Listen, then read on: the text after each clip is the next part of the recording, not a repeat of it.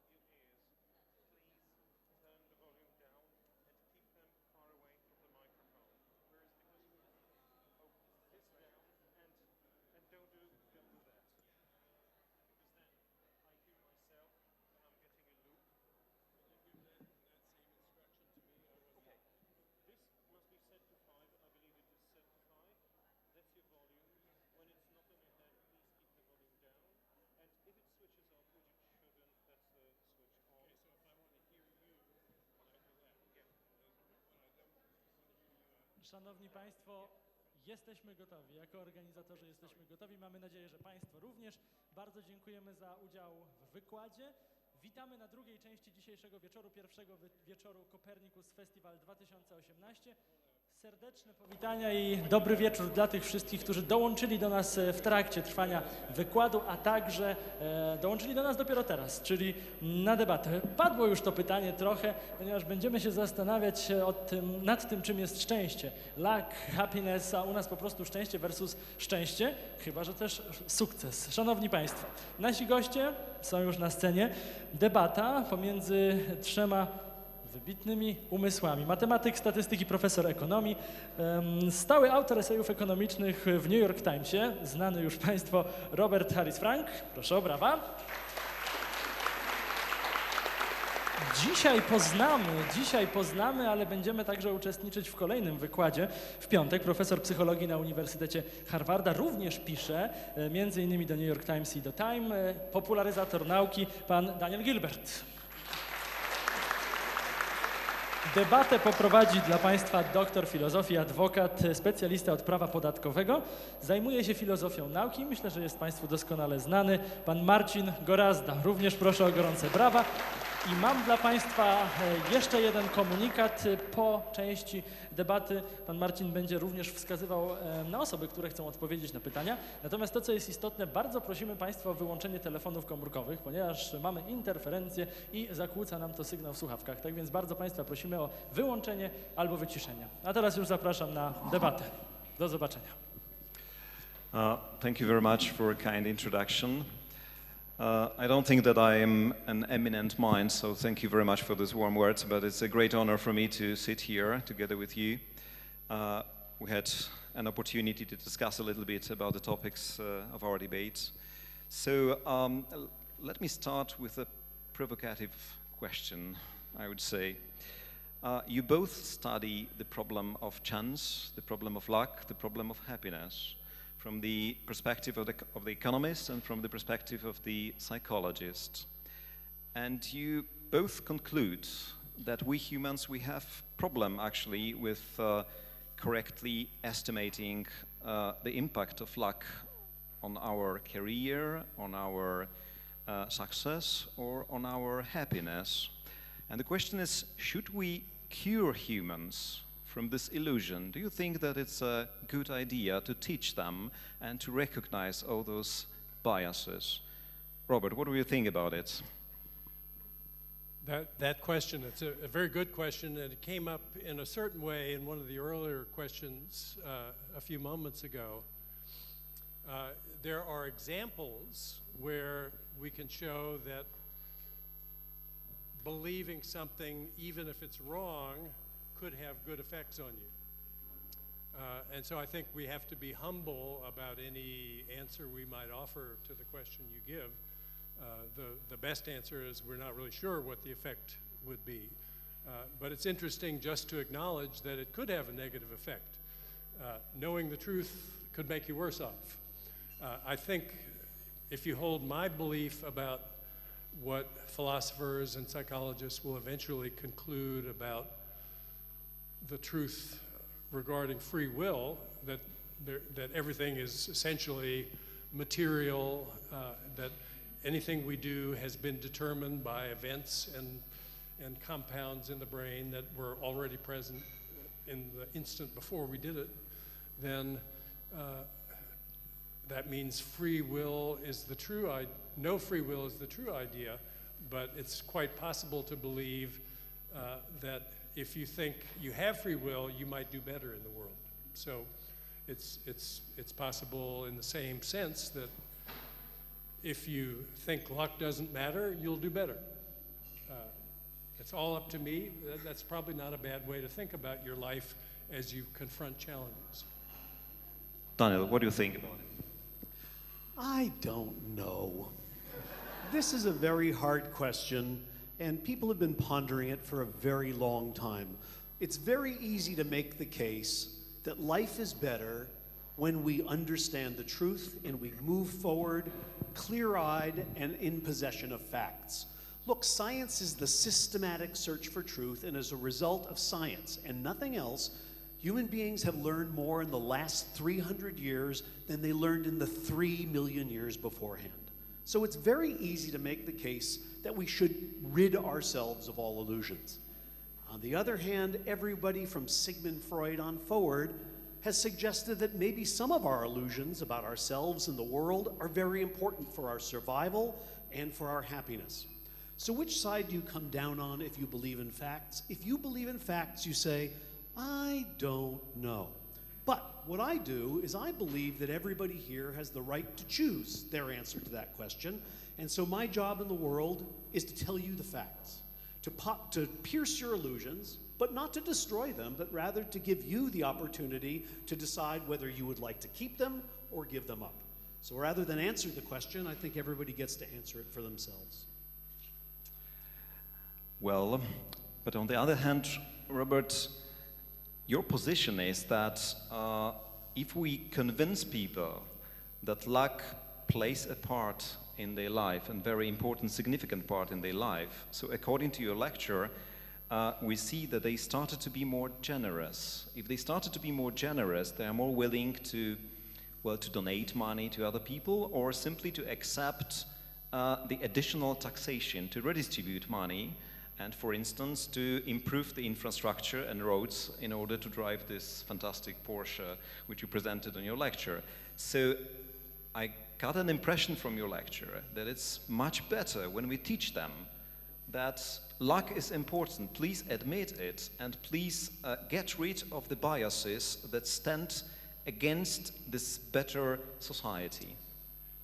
Yeah, I didn't mean to imply earlier that I believed you shouldn't tell people about luck because it might make them lazy or reluctant to do the hard work that's also necessary for success. I wanted merely to acknowledge that that's a possibility. I think it's very easy to imagine teaching children about the importance of luck without running a big risk of that happening. Most people who live in a wealthy country are able to understand, if they think about it, that they're very lucky that they live where they do, when they do, rather than in a war-torn country where there is no opportunity and everybody lives in fear of explosions at every moment. Recognizing that you're lucky in that general way, I think, is not going to make kids lazy. It's, you know, people, I think, still understand that the competition occurs in local environments. If you want to succeed, you have to do better. You don't have to do better than the people who grew up in Somalia. You have to do better than the people who grew up in your area. And so you don't encourage people to be lazy by pointing out to them that they're really lucky that they have good circumstances that they grew up in. And I think the experiments are very clear that if you remind people that they've been fortunate, they're more likely to experience the emotion of gratitude, which is one that the economists have a hard time thinking about. Normally, we think if you want more of this, you have to have less of that. Gratitude contradicts that. If you feel gratitude, then everything gets better. You feel happier, you sleep better, you're healthier, other people like you better, you become more generous towards others. That's the only thing you could point to that from some points of view would be a negative, but if it makes you happier to help others, why is that a negative? So I think doing what you can to kindle a sense of gratitude in your children is an almost unambiguously good thing to do. Great, I absolutely agree, especially in reference to my children. But what about the society? I mean, don't you think that when we try to provoke this feeling of gratitude, it's going to be a kind of manipulation? I'm sorry, I was trying to figure out why my microphone stopped working, and I missed the last of your questions. If we kindle a feeling of gratitude, what's the worry? I was thinking about the society, whether, can we do something with this microphone now? Okay. No, it doesn't work. I was thinking about the society, because your point is that when we tell people that they should be grateful for events like extreme luck, but make them successful, so they started to be more generous. Yeah. So my question is, if we provoke this feeling of gratitude, isn't it a form of manipulation? I mean, especially if we think in terms of public policy, in terms of the governor who is trying to provoke this feeling. I don't think of it as manipulation at all. I think if people studied the social science research, they would feel very differently about their choices than many people currently do. You know, the resistance to paying higher taxes is, I think, a very simple cognitive error in the end. If I think about what will happen if I pay higher taxes, I can't think back to the last time I had to pay higher taxes. That would be the normal way to think about what the effect would be, because taxes have been going down for most of our lifetimes. If you're at the top of the income distribution, taxes have been. So how do I think about what would happen if my taxes went up? Well, I know that if they go up, I'll have less money. And immediately I think that's a bad thing. Why? Because I try to think of all the times in my life when I had less money, and every time like that I can think of, it was a bad thing. But what were those times? It was when I lost my job. It was when my business had a bad year. It was when I had a serious illness to contend with. I had a house fire, or something bad happened to me. My income was lower. Everybody else's income was the same as before. When that happens, you really are worse off. If you're a rich person or a comfortably well-to-do person, you have everything you need. The only question is, can you buy the nice things you want? There aren't enough of those nice things to go around, and so we have to bid against other people like us to get them. And if my income goes down and everybody else's income stays the same, which is what happens when each of these events I can think of cause my income to go down, I'm really less able to bid for the things I want. But when my taxes go up, your taxes go up too, and yours do too. And since it's relative purchasing power that determines whether we get the nice things we want, of which there aren't enough to go around, then the nice things go to exactly the same people as before. So we could pay more in tax. We would give up nothing we care about in the private domain, and we could have more of the things we all agree that we do care about in the public domain. And I think making that making that point more clear to people is not manipulating them, it's just telling them something useful to know about how the world is. Right, I'm absolutely convinced about the story, but Daniel, you wrote in your book that what is the main concern of psychologists is this instant feeling of happiness. I mean, how we feel in a present moment. And that is something that you are interested in. And I bet that if somebody must pay more taxes in a specific moment, so he will be less happy. So the question is, isn't it at the end of the day a form of manipulation if you are trying to tell them the story and to try to persuade him that in a longer term he will be maybe happier? Is it fair? Do you think that we can make such a form of narration to the people in a society? Well, I'm not, I'm a scientist. I'm not in the business of public policy. So I don't have an educated opinion about this. But it does seem to me that rather than manipulating people and their beliefs about the role of luck, it's possible, and this is really the answer I gave to a very different question, to simply tell them the truth about the role of luck and let them decide for themselves how important it is and what the consequences are. We're mixing two questions here. One of them is a stupid question we shouldn't be asking, and that's, does luck play any role? Of course it plays a role. There's no sane person who thinks luck plays no role in our outcomes. Even the idiot who interviewed my friend Bob on television and said, "Are you saying that I didn't work hard?" Even he would admit he can't possibly be the smartest of the 8 billion people on the planet. And that he got the job on Fox News because he's the only one who could have gotten the job. Even he would agree somewhere out there is another person who's just as smart and has just as beautiful a British accent as I do, and he didn't get that job. Okay, then we agree luck plays some role. Now the hard question, how big a role? Sometimes the answer is a little. Sometimes the answer is a lot. And it's very hard, even for scientists, to calculate exactly the size of the role.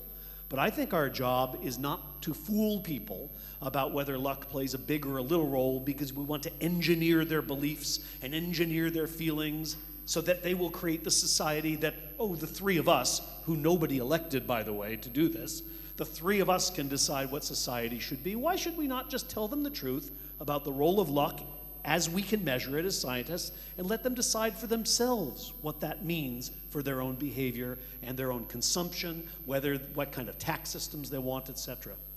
So at the end, free will. Let me say more in response to your concern about being manipulated. Maybe it's a wrong word that I use, but I think I got the sense of your concern. In California, there was a conservative revolution that cut the taxes very, very strongly. California once long ago had the best schools in the United States. It had the best roads. It had the best public services. They went on a steady downward trajectory, very poorly maintained roads, failing schools. Their schools were ranked with Mississippi and Alabama. Jerry Brown, who was elected governor of California about 10 years ago now, appealed to voters on a platform that they were going to invest in the public sector. They were going to raise taxes on people who could afford to pay higher taxes. The taxes on state incomes went up about 50% at the top brackets. That was public information. He was elected in a free election, so far as we know. There were no Russians involved. And in the meantime, the state of California has had a complete recovery from the decline of those early years. The conservatives warned that if you raise the state income taxes, the makers, the people who are responsible for the wealth of California, will move to Washington State or Oregon or Nevada. They'll all leave California where the taxes didn't go up to other places where they can escape the high taxes. People are successful in California. They have networks of business associates and friends. They seem implicitly at least understand that if we all pay higher taxes, the schools will be better, and we care about that too. And the people in California seem very happy to approve this new package. There is not a single Republican state office holder in California at this point. They have almost gone completely extinct. It was a wrong position that they were selling, and to try to sell people the opposite position doesn't feel like manipulation. It feels like just, here's what we have, do you want it? Yeah, offering them a description of what we think will happen. Well, I like the idea about telling people the truth about what will be the consequences of perhaps paying bigger taxes. But if we are talking about taxes, so I know from your book that you have a very interesting idea regarding the progressive consumption tax, and we had a discussion regarding that. And the topic, I believe, is very, very interesting, especially for the Polish audience, because we have the similar discussion in Poland to raise taxes and especially to collect the special tax from the richest in the society in order to pay for the people who are handicapped and who currently are protesting in our parliament. So I would like to take this opportunity to ask you to tell something more about this idea of the progressive consumption tax, because it was no place in your lecture to tell about that, because I think the idea is very interesting. So. Sure, I'm glad to try to do that. It's an idea that had its birth in the literature on pollution taxes. In the 1960s, economists said that the reason we have too much pollution is that firms are allowed to dump pollution into the air for free. If we ask them not to pollute, then they have to put filters on their smokestacks, and that makes things cost more. So if you allow them to breathe smoke into the air, they will do that because it's cheaper. What economists recommended starting in the 1960s, but really going back much earlier than that, was if what people do causes harm to others, the best way to get them to cause less harm is to charge them for the thing they do that causes harm. And so they proposed taxing pollution. Originally, everybody who wasn't an economist hated that idea. Oh, you want to give rich firms the right to pollute to their heart's content just by paying more tax. No, that was a very silly way to think about why firms pollute. That objection assumes that firms pollute because they like to pollute. They get pleasure from doing it. That's not why they pollute. They pollute because it's cheaper to pollute than to filter the smoke. If you charge them for polluting, then rather than pay the tax for polluting, they find that for many of them it's cheaper to buy a filter and don't emit the smoke. So the people who can filter the smoke cheaply, they buy the filters. The ones who can't do the filtering cheaply, they still pollute, and that's as it should be. We don't want zero pollution. It's too expensive to get zero pollution. So that's the idea of taxing harmful behavior. Certain forms of consumption are also causing harm to others. It's a much more subtle kind of harm. Think about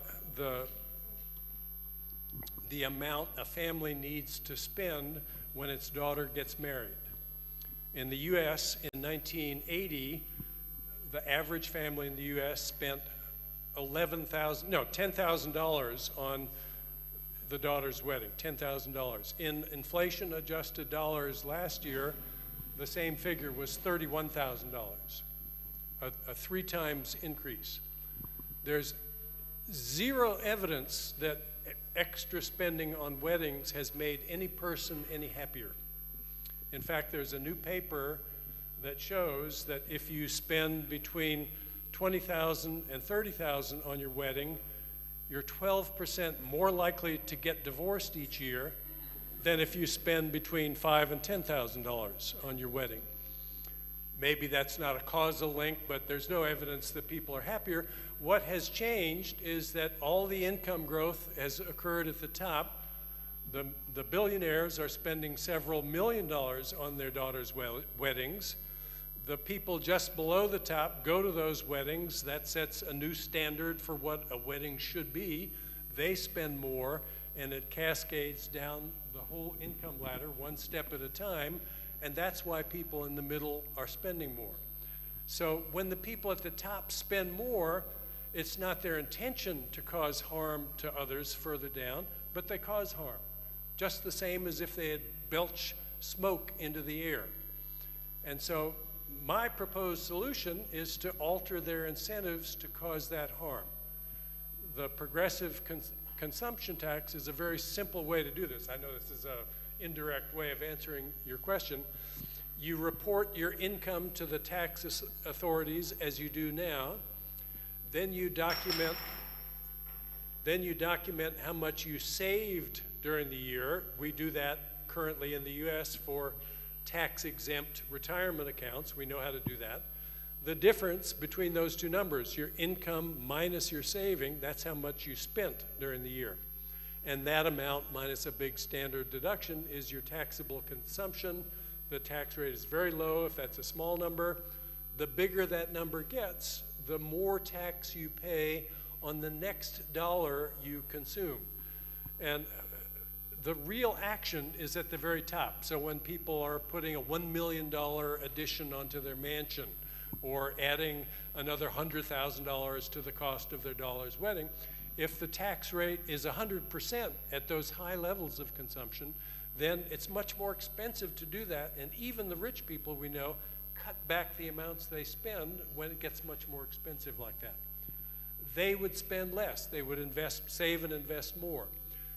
The ones who did spend the same amount as before would pay much more in tax, which would fund more public investment. So it's in that way that we steer money away from spending on things that does absolutely no good at all. When all the mansions get bigger, no one's any happier. It just raises the bar that defines how big a mansion a rich person feels that he needs. So it's just it's the least intrusive way to alter people's incentives about how they spend their money and direct more of the expenditures toward things that matter and steer many more dollars away from the things that don't matter. Right, the idea is very interesting, but I just wonder, I think that there are two purposes in this taxation. The first purpose, which you mentioned, is the redistribution. So to take some more money from the richest or from those who consume the most, and then to redirect this money to public spendings, which will be for the public use.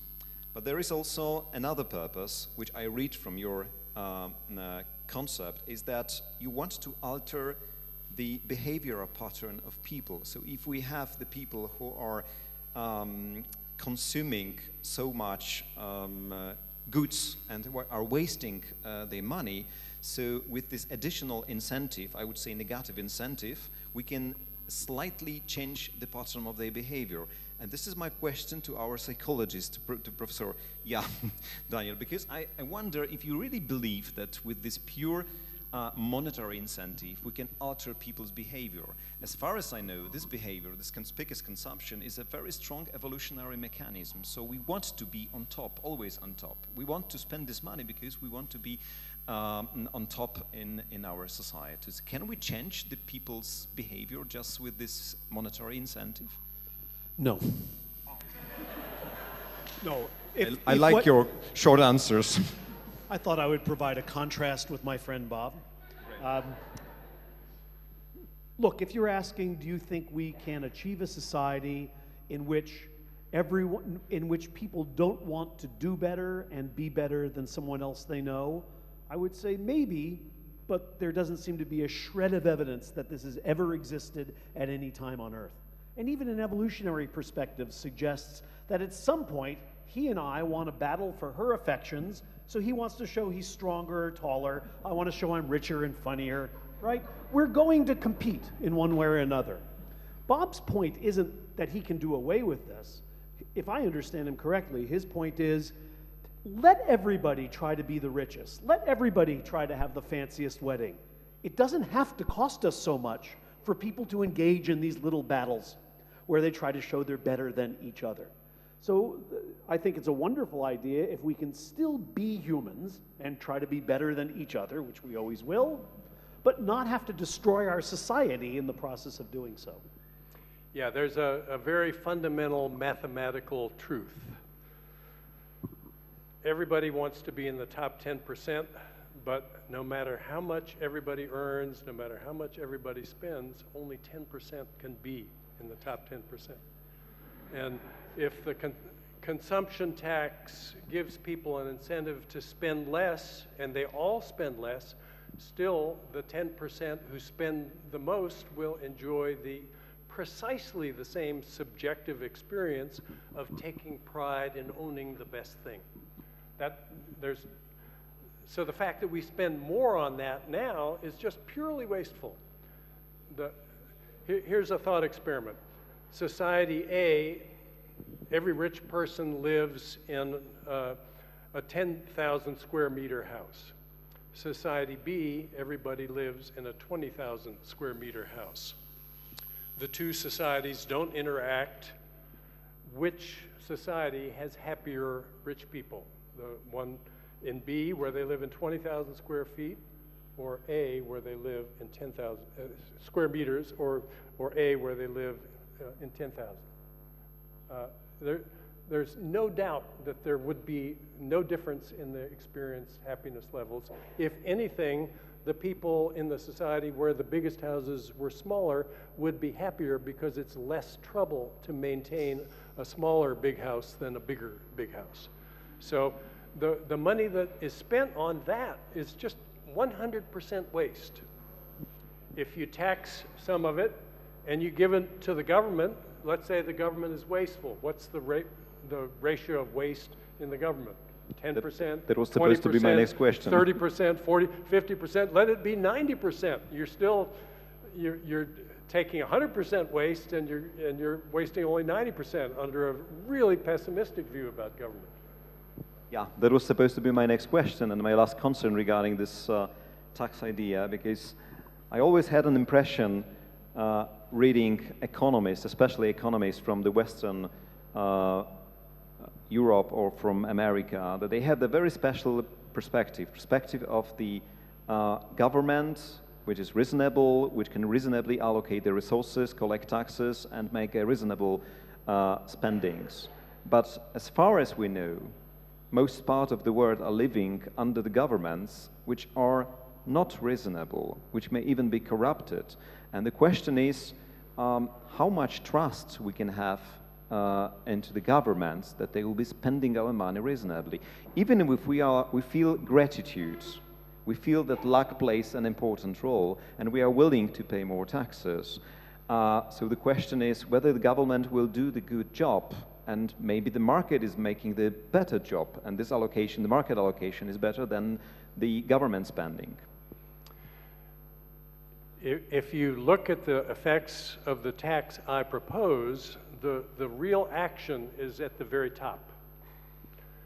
And I think that the evidence is quite clear that the next dollar spent by billionaires on things that have this positional quality. What you care about is not the absolute size of your house or the absolute speed of your car or the absolute number of musicians at your daughter's wedding, but how those magnitudes compare with the standard for your area. If that's what people care about, then every dollar that you can reduce in spending on those things is free. You have to have a really bad government for a government to waste 100% of the money that it gets. Governments can be wasteful, but if the alternative is 100% waste, it doesn't have to be a very good government to beat that. Now, building a good government is difficult. And it's, we try to have democracy. There are many competing forces that work against it.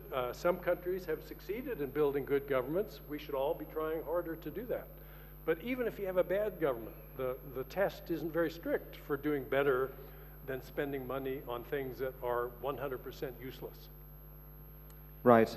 And before we give voice again to our audience, I would like to ask you about one more thing, because we are talking about luck, we are talking about happiness, we are talking about the allocation of the scarce resources, about the redistribution. But what about other factors that can impact our social life, like moral values? Does it matter in this social game? Daniel, it's more the question for you. Well, I'm not quite sure what you mean. Do moral values matter in what way? Yes, because we think that the world is better when people are wealthier, when people are happier, yeah?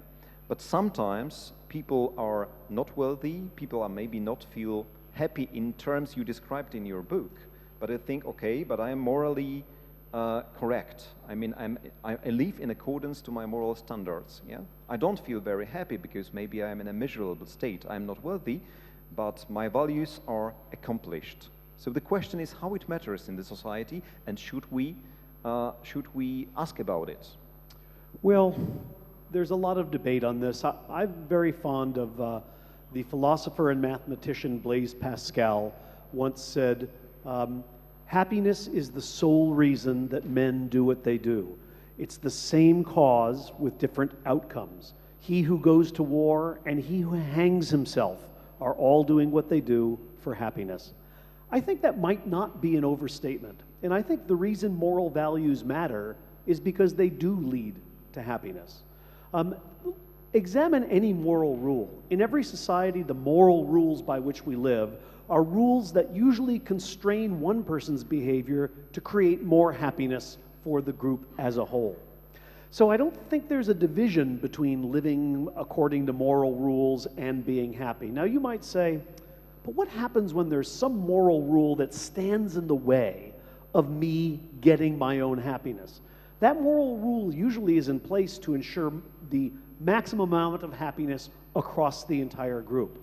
I don't think moral rules are exempt from the basic notion that we do what we do to create happiness for ourselves and others, and everything we do can be boiled down to happiness, but happiness can never be reduced to anything else.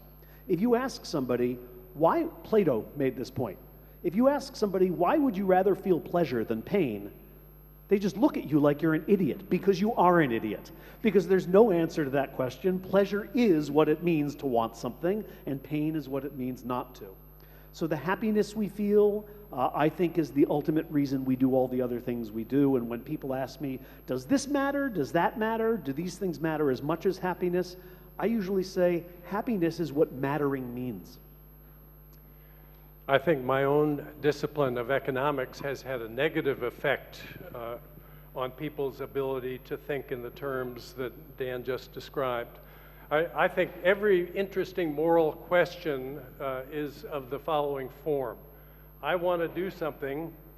Is it okay for me to do it? And the answer usually is based on, is the gain that I will experience from doing it big enough to outweigh the harm that doing it will cause to other people?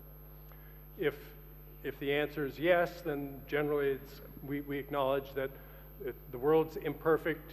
We all do things that cause some harm to others, but as long as the gain to you is big enough to outweigh the harm caused to others, there's at least a rebuttable presumption that you should be able to do that thing. And that's a good thing. That means that doing it makes the pie bigger. And if we all behave in ways that make the pie bigger, we're all happier in the end.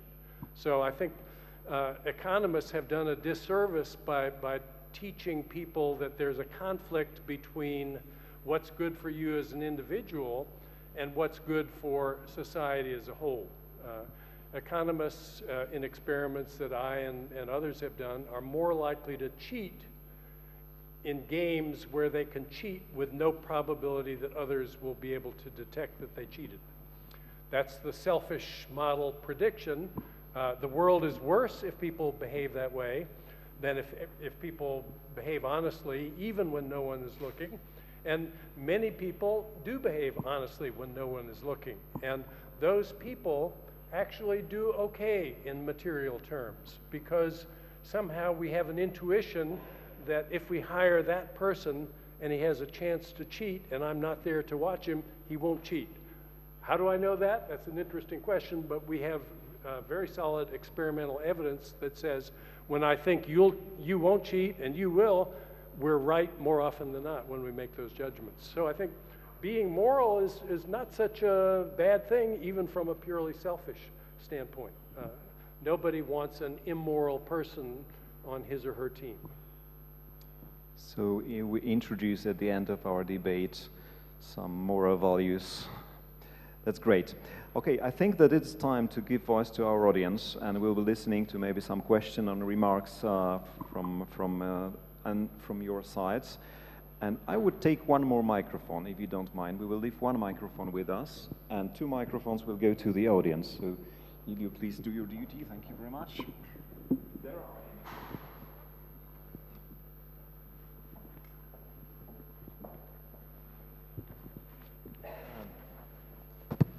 Hi, my name is Mio Krasny. I wanted to ask, I think, both of you, although my question is probably related a bit more to Professor Frank's lecture.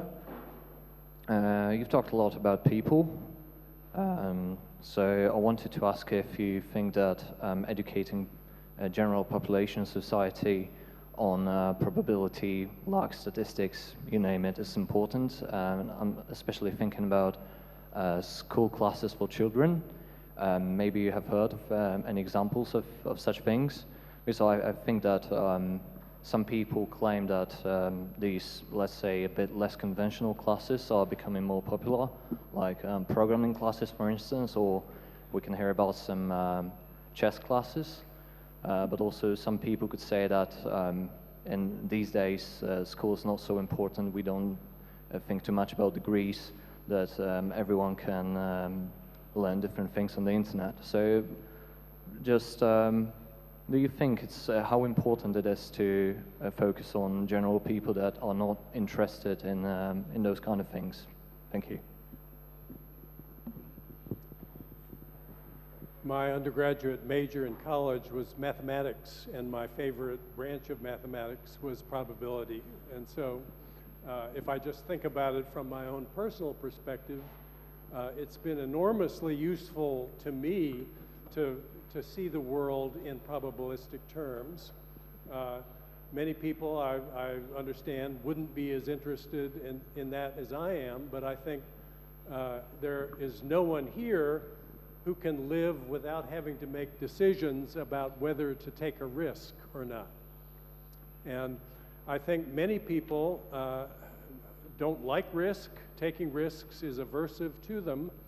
A psychologist friend of mine did some research on what people regret at the end of their lives. And so he went to nursing homes to talk to people. These were people in their 80s and 90s. Looking back over your past life, what do you regret?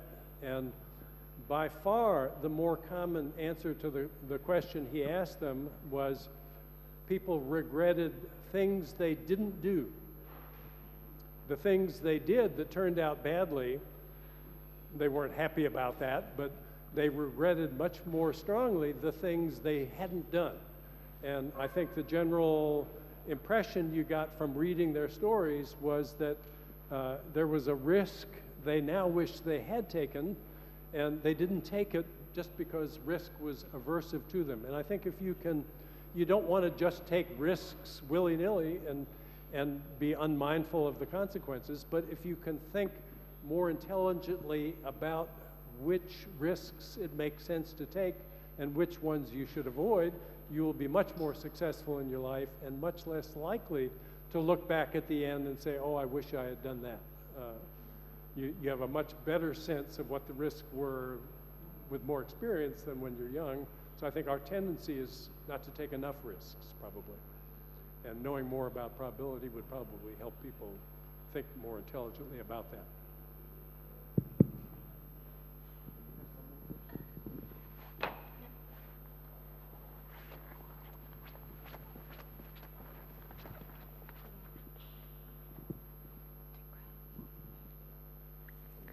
I must say that I feel upset after debate because I feel that we have a path all together have a path from coincidence through the lucky, and now through the debate about money.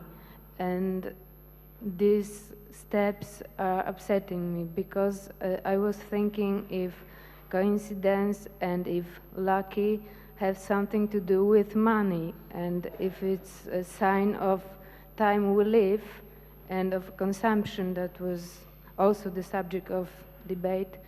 And I feel that there is so much more about lucky and happiness, and this is not a money, so this is some existential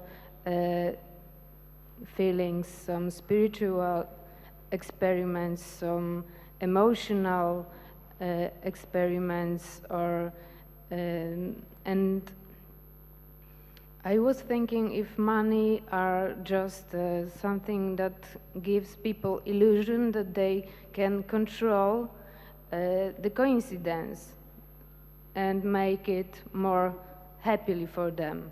But this is just illusion, I think. I have been poor during my life, and I won't say I'm rich, but I'm much richer than I ever imagined I would be. And when I compare those two options, I would say with confidence, rich is better than poor. It's not a difficult comparison for me.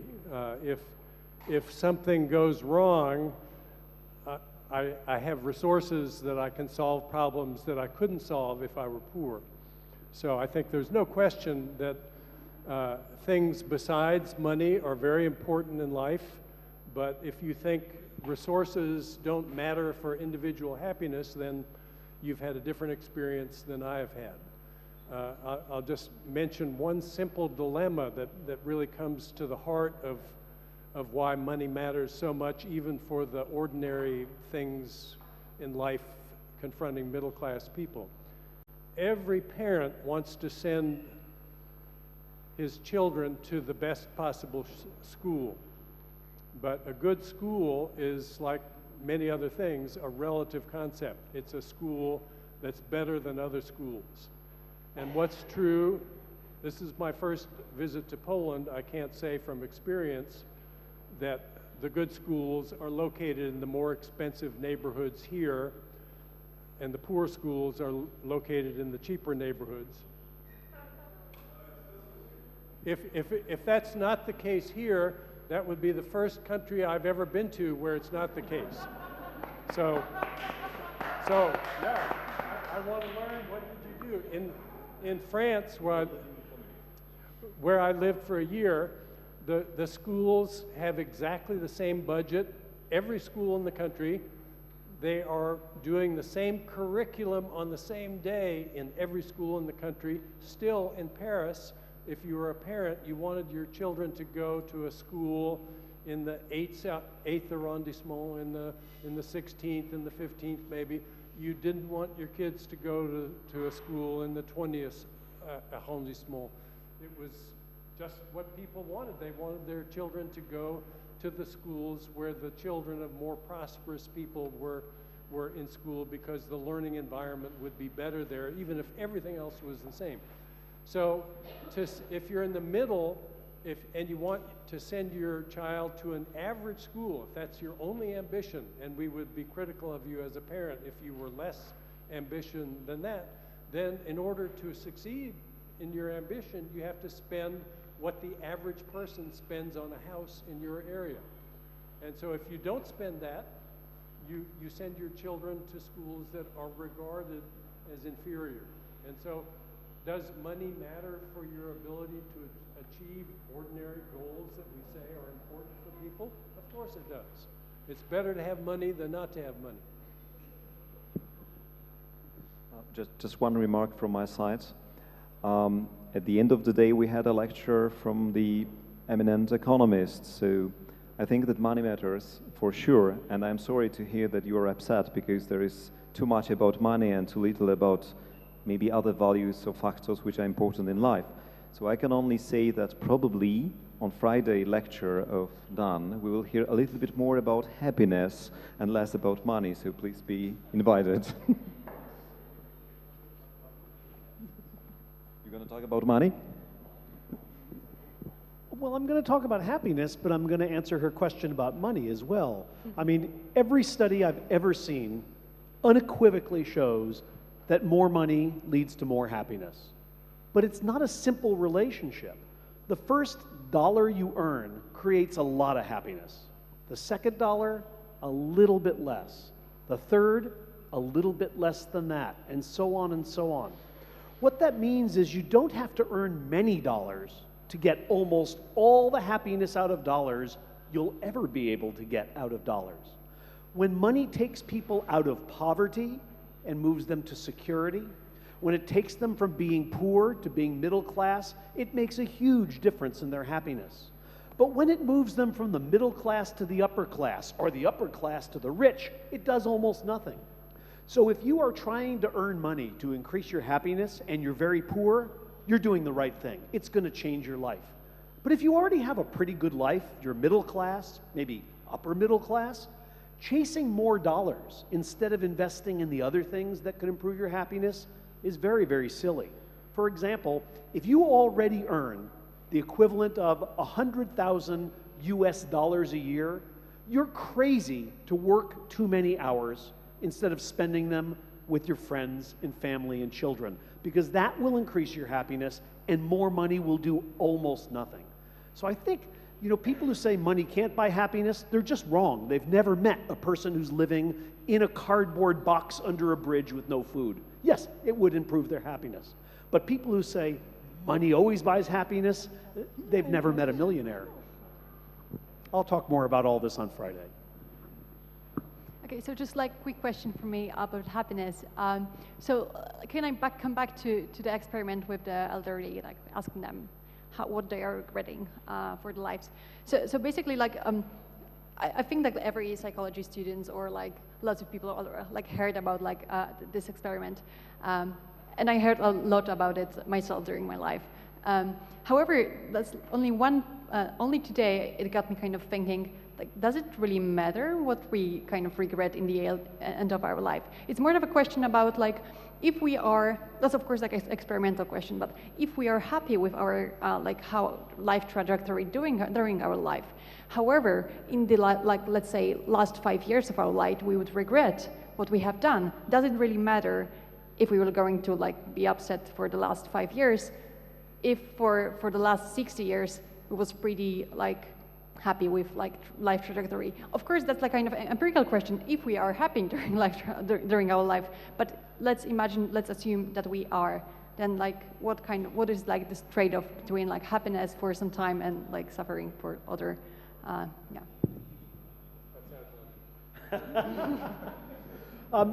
It's a funny thing. People say, you know, imagine you lived a life and you were very happy for your whole life, and then you get old and you look back and you regret it. And you say, what a stupid life I had. Was this a good one or a bad one? And people say, it was a bad one because you regret it at the end.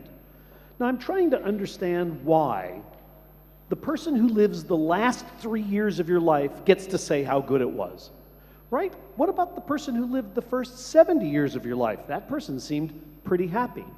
I don't think we should judge a life by how it ends, or by how it begins, or by how it is in the middle. We judge it by the average across all of the time. And if you spent 75 years happy and then 5 years in regret, I'd say, wow, that's a pretty good life. 75 good, 5 bad? That's a pretty good score in almost any game. I don't think it matters where those 5 bad years happen.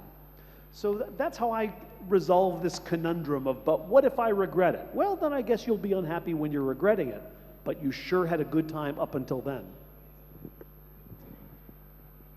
I think people do think about what they might regret in the future, and it's useful to think about that. You have a choice to make when you're 40. Framing that choice by saying, what will it do for me now if I pick A or B when I'm 40? But also asking yourself, how will I feel about the choice I made at 40 when I'm 75. It's not a waste of time to ask that second question.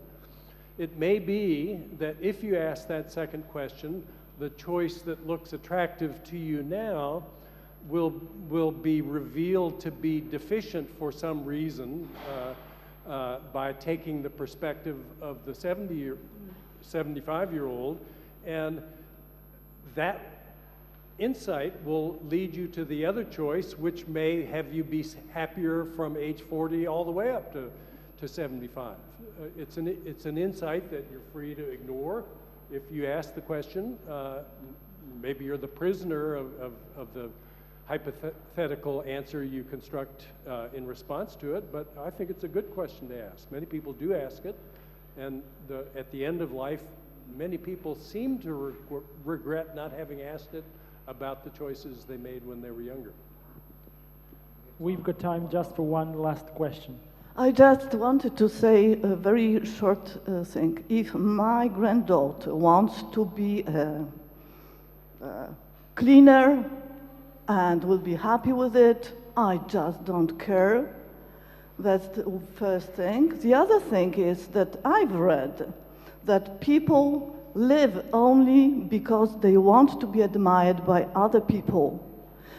And this shows how much people want to be different, want to be better by no reasons, only by that they want to be admired. I mean, if you are a millionaire, people will admire your beautiful house, which is 5,000 square meters, and that will make you happy. In their way, we were not talking about actually, because you were talking about something that will more equal people, make them more equal.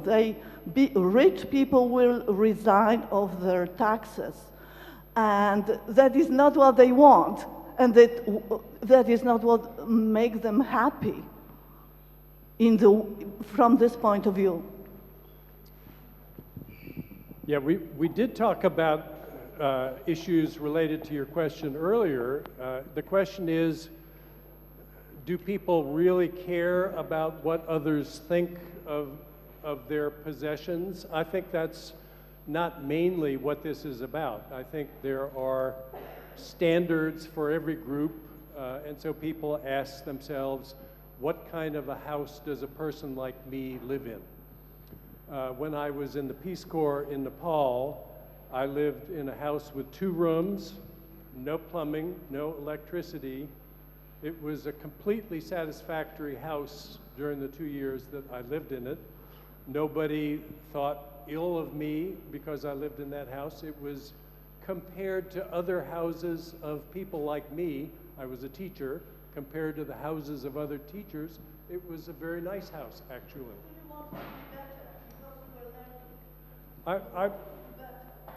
No, my point was I didn't want to have a house that was better than other people's houses, but if I lived in that same house in New York, I would have felt ashamed because the house would have been so much inferior to the normal house for somebody like me. And so it's not a question of wanting to show off, it's just there are standards, and the standards are different for different contexts, and that's normal. People are not bad people because they care about not wanting to be obviously defective in some way. People are not defective because they don't want to seem inferior in some way. Okay, we are running out of time. It's 9:30 p.m., so I would like to thank you very much for our guests, Professor Daniel Gilbert, Professor Robert Frank.